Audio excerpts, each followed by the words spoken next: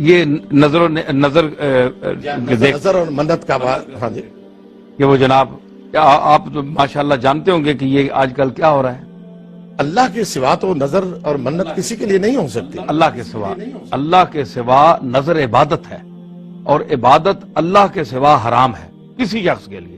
یہ جتنی منتیں مانتے ہیں کہ یہ فلاں صاحب، اس پر پیر مہر علی شاہ صاحب نے بڑی فاضلانہ گفتگو کی ہے اپنے الہ کلمت اللہ فی بیان ما احل بہ لغیر اللہ، اس اپنی تصنیف میں. اس میں وہ فرماتے ہیں کہ ایک نظر شرعی ہے، ایک نظر عرفی ہے.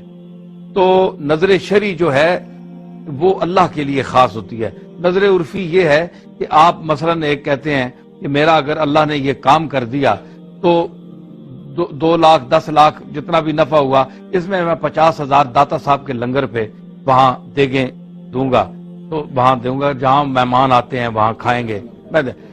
پیر مہر علی شاہ صاحب فرماتے ہیں کہ جو نظر آپ نے اللہ کی مانی ہے، کام وہ کرے گا، داتا صاحب نہیں کریں گے، کام اللہ کرے گا. لیکن آپ یہ کریں کہ مصرف اس کا جو خرچ کرنے کی جگہ ہے وہ آپ کسی مدرسے کو بنا لیں، کسی خانقاہ کو بنا لیں، کہ پیر صاحب کو بنا لیں کہ ان کو دیں گے، یہ جائز ہے.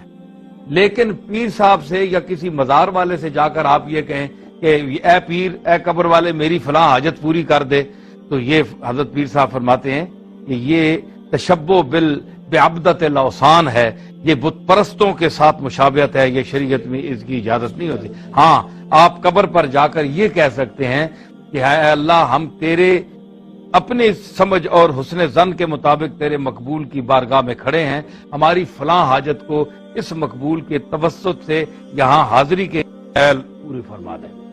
مانگنا اللہ سے، غیر اللہ سے نہیں مانگ سکتے، غیر اللہ سے نہیں مانگ سکتے. جناب یہ سجادہ نشینی جو ہے، بیعت جو ہے، آج کل ہر کوئی شخص کہتا ہے بیعت کا ایک موجہ طریقہ ہے. رسول اللہ صلی اللہ علیہ وسلم کے طریق پر صحابہ کبار نے لی ہے، اولیاء اعظام نے لی ہے. لیکن آج کل تو یہ عجیب سلسلہ ہے کہ جناب ٹی وی پر بیٹھ کے کوئی کہتا ہے کہ جی اجازت دے دو جی. ہاں جی، یہ اجازت عجیب سی ہو گئی ہے. کیا اس کا تصور ہے؟ کیا اس کے بارے میں آپ فرماتے ہیں؟ علامہ صاحب، آپ مجھ سے بخوبی بہتر جانتے ہیں کہ بیعت جو ہے نا، یہ ایک معاہدہ ہے بیعت کا. اور آج کل وہ لوگ بیعت کر رہے ہیں جنہیں بیعت کا لفظ کا معنی نہیں آتا، اور یہ کس سینس میں، کس مفہوم میں لغت میں ہے، اور پھر شریعت میں اس کا معنی کیا ہے. اور حضور علیہ الصلوۃ والسلام نے بیعت رضوان کے متعلق جو آیات ہیں اور جس کا ذکر قرآن مجید میں بھی ہے کہ ید اللہ فوق ایدیہم فمن نکث فانما ینکث علی نفسہ ومن اوفی بما عاہد علیہ اللہ فسیؤتیہ اجرا عظیما.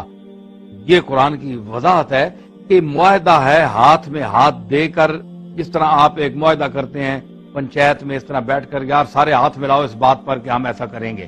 یہ ہے بیعت، اصل کس کا معنی یہ ہے. تو حضور نے صحابہ سے یہ بیعت لی تھی کہ اس بات پر فلاں فلاں پر. عورتوں کی بیعت لی تھی کہ وہ چوری نہیں کریں گی، زنا نہیں کریں گی وغیرہ، قرآن نے بھی اس میں ذکر کیا ہے. تو یہ ایک طریقہ ہے، لیکن اس کو ہم نے ثابت کرنے کے لیے جناب کہ یہ بیعت ضروری ہے، تو آپ کریں پیر بننے کے شوق میں کہ جو پیر جس خانقاہ میں پیدا ہوا وہ ضرور بیعت کرے.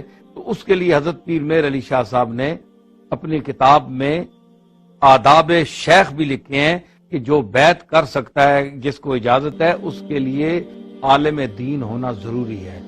عالم دین ہونا، پھر جناب متقی جو ایک معیار ہے اللہ کے نزدیک، اس میں تو انبیاء ہی پورے اتر سکتے ہیں، اس تقوی کے مقام پر تو کوئی ہے. لیکن بہرحال اپنی طرف سے وہ گناہوں سے بچا ہو اور کم از کم عالم دین ہو، وہ بیعت کر سکتا ہے. جس کو دین کی کچھ سمجھ ہو، جو بات سمجھ سکتا ہو، کوئی بیان کر سکتا ہو، کوئی لکھ پڑھ سکتا ہو. اب ایک ان پڑھ آدمی جس کو دین کا پتہ ہی نہیں ہے، وہ کس بات پر بیعت کرے گا؟ یہ بیعت کوئی پیسے بٹورنے کے لیے تو نہیں ہوتی کہ آج کل تو جس طرح عام طور پر یہ ہوتا ہے کہ مرید جو ہیں وہ ان کو اپنے چیلے بھیج دیے جاتے ہیں، اور جو 10 آدمی لے آئے گا اس کو خلافت مل جائے گی. اس نے 10 آدمی گھسیٹ کر لے آیا. اب ظاہر ہے کہ جو ان پڑھ لوگ ہیں وہ کہتے ہیں ہم نے جی ان کے ہاتھ میں ہاتھ دیا ہے، یہ ہمارے پیر ہیں.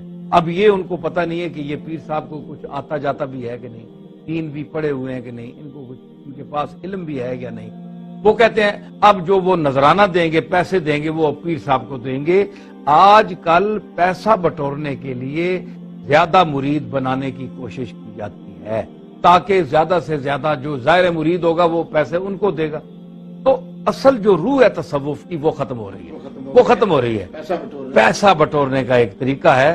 اللہ ماشاءاللہ کوئی دنیا میں ہو تو میں نہیں کہہ سکتا، اچھے لوگ بھی ہیں، لیکن کاملین مشائخ کا تصور تو ضروری ہے۔ یہ ان کا دیکھنے کی یہ چیز ہی ان کی ہے، یہ چیز ہی ان کی ہے، ہم لوگ تو ویسے ہی ہیں، اصل تو چیز ان کی ہے۔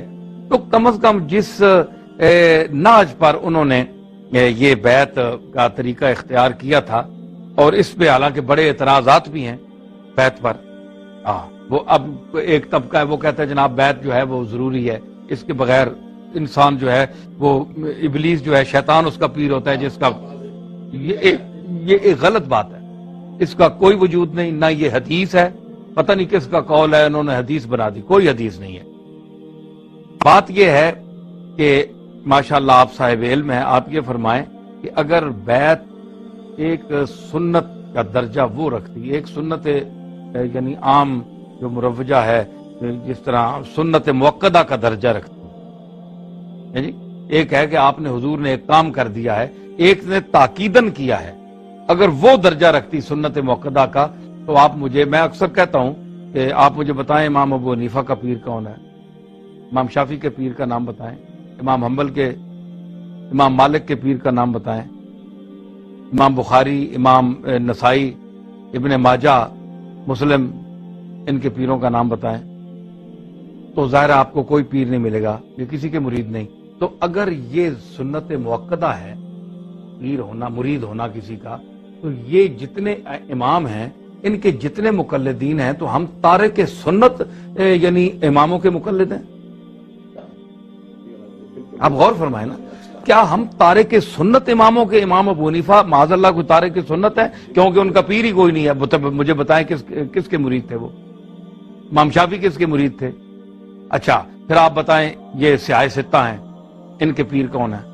تو آپ تارک سنت جامعین حدیث کی کتابیں پڑھ رہے ہیں آپ؟ گویا یہ سنت موقدہ نہیں ہے۔ اگر کوئی کامل شیخ مل جائے جو نسبت رسول کے ساتھ اس کا تعلق ہو تو پھر اس کے ہاتھ میں ہاتھ دیا جائے، ورنہ ایسا عام آدمی کے، اگر یہ آپ کہیں گے تو اب تک جن مسلمانوں نے بیعت کسی پیر کی نہیں کی، کیا وہ مسلمان نہیں ہیں؟ دار اسلام سے خارج ہو گئے؟